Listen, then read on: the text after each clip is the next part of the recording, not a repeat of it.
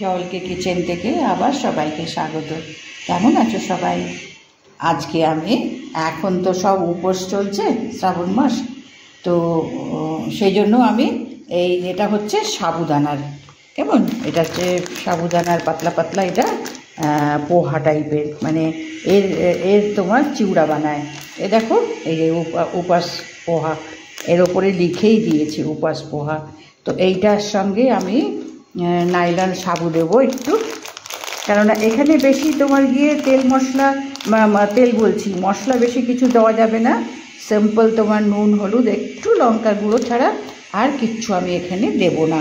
তো এই পোহার সঙ্গে আমি এই নাইলন সাবু দেব, বাদাম দেব, আর একটু এটা হচ্ছে ফুটানা, এটা হচ্ছে ছোলার ডাল ফ্রাই, তো এইটা দেব, দিয়ে এই চিউড়াটা করব।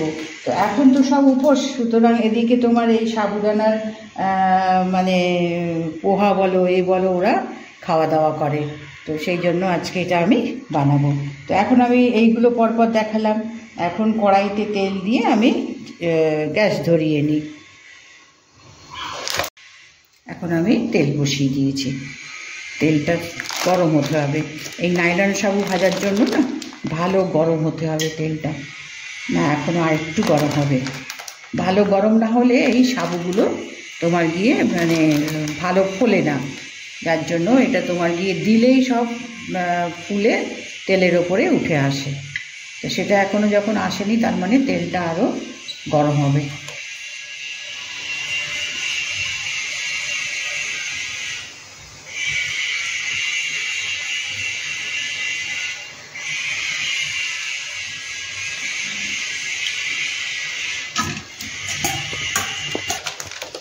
এবার ঝাড়িটা আমি বসিয়ে দিয়েছি।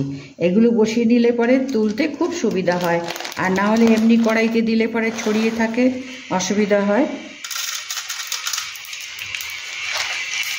ও আর একটু গরম হতে হবে, এটাতে ভালো গরম হতে হবে।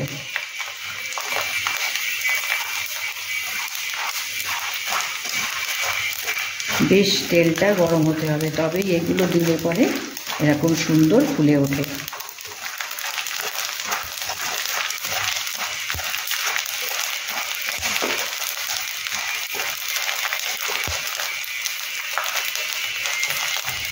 এইভাবে আমি এই সাবুগুলো আমি ফ্রাই করে নিয়ে তারপরে অন্যটা। এখন এগুলো সব আমি ভেজে নিয়েছি। এটা হচ্ছে নাইলন সাবু, আর এগুলো ভীষণ মানে ফোটে, তেলটা গরম করে নিতে হবে, তবে এগুলো দিলে দেখো একদম ফুলের মতন এগুলো ফুটে থাকে। আচ্ছা, এবার আমি এখানে বাদামটা দেব। এবার চীনা বাদাম দেব। এগুলো কি এখানে দিলে পরে না তেলে ছড়িয়ে যাবে না।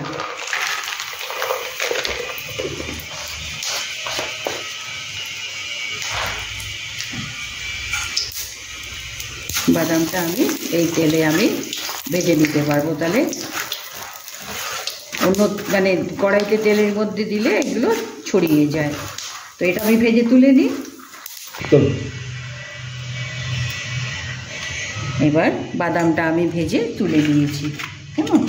এবার এখানে আমি, এটা হচ্ছে ওটানা, তোমার ছোলার ডাল ফ্রাই করে এইগুলো প্যাকেটগুলো, এগুলো আমরা তোমার গিয়ে এরকম চানাচুরে ব্যবহার করি, তারপরে তোমার গিয়ে ইডলি দোসার চাটনি করলে এটা ব্যবহার করি, এটা অনেক ইয়েতে ব্যবহার হয়।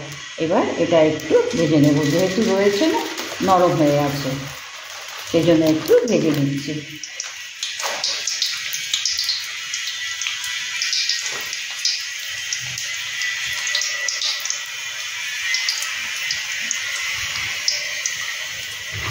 এটাও আমি একটু কড়াইতে ভেজে তেলে ভেজে নিয়ে তুলে নিই। এবার এই ডালটাও আমি ভেজে নিয়েছি গোটানা। এটা ভেজে নিলে কি হয়, একটু ক্রিস্পি হয়ে থাকে, তা নাহলে এটা মানে কৌটোতে ছিল একটু নরম হয়ে গিয়েছিল, তো তেলে একটু ভেজে নিয়েছি। এবার আমি এই সেই সাবুদানার পোহা আর কি, এগুলো দেখো একদম সরু সরু ছোট ছোট পোহার মতন এগুলো এখানে বানায়। এ দেখো পোহার মতন এগুলো এইগুলো বানায়, সুন্দর এগুলো খেতে একেবারে মানে মচমচে, মুখে একদম দিলে গলে যায়। এক বাটি খেলেও মনে হয় আরও একটু খাই। তো এটা আমি দেখি কড়াইতে তেলটা বোধহয় গরম হয়ে গেছে।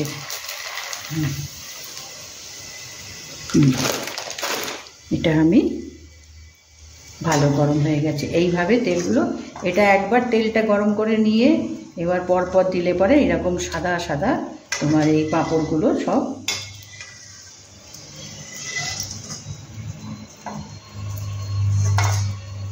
তেলটা একবার গরম করে নিতে হবে, তারপরে সিমে করে দিয়ে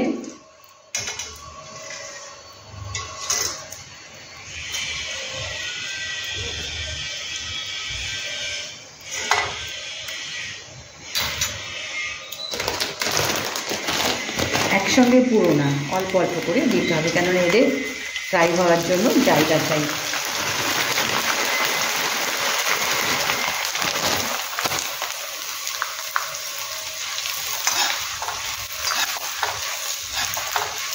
তেলটা গরমই ছিল, কেননা আমি অন্যগুলো ভেজেছি, সুতরাং তেলটা ভালোই গরম ছিল।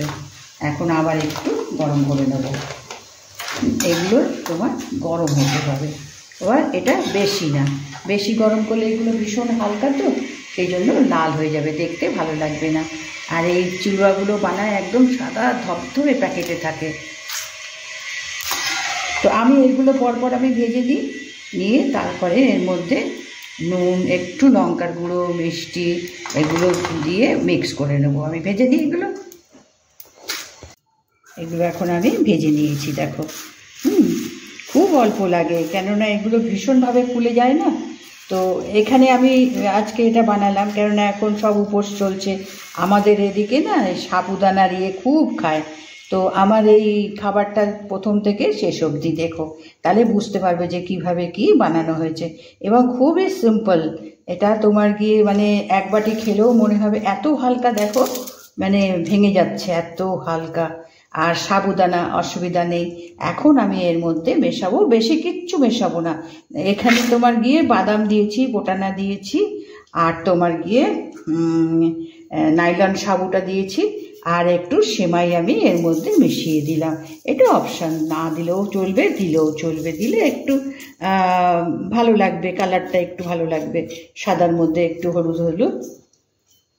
নাইলন সেমাই ছিল, সে ঝুরি বাজার ছিল। আচ্ছা, এবার এর মধ্যে এখন নুন দেব, আর এটা তোমার গরম থাকতে থাকতেই তোমার দিতে হবে, তাহলে নুনটা সব জায়গাতে মিশবে। এটা নুন দিলাম, নুনটা সাবধানে দিতে হবে। এবার একটু জাস্ট অল্প আর কি, রঙটা একটু সাদার থেকে একটু ভালো হবে। লঙ্কার গুঁড়ো বেশি না, এগুলো বাচ্চারাও খায়, তো বড়রাও খায়, সেই জন্য বেশি না। এবার আমি এখানে চিনি গুঁড়ো দিলাম, এটা হচ্ছে মিষ্টি হওয়ার জন্য চিনি গুঁড়ো।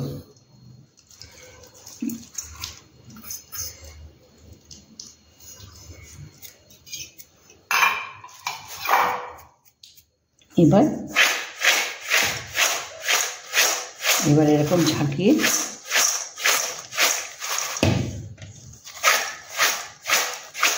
আর এটা তৈরি করে রেখে, জানো তো মানে তোমার এক সপ্তাহ কৌটোতে, তোমার যদি হাওয়া না লাগে, ভালো মানে টাইট কৌটোতে রাখা যায়, তো এক সপ্তাহ এটা ভালো থাকে। বিকেলের স্ন্যাক্স হিসেবেও কিন্তু আমরা খেতে পারি। এখানে তো সাবুদানা এখন ভীষণ খাবে, শ্রাবণ মাস, সমস্ত উপোস, সবাই এখানে উপোস করে শ্রাবণ মাসে, ভীষণ মানে বড় করে ওরা মানে।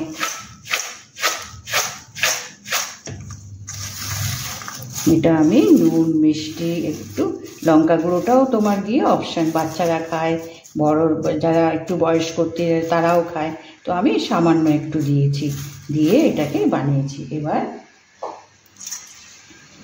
এটাকে জাস্ট একটু প্লেট করে মানে বাটিতে তুলে দেওয়া, একটু ভালো দেখার জন্য।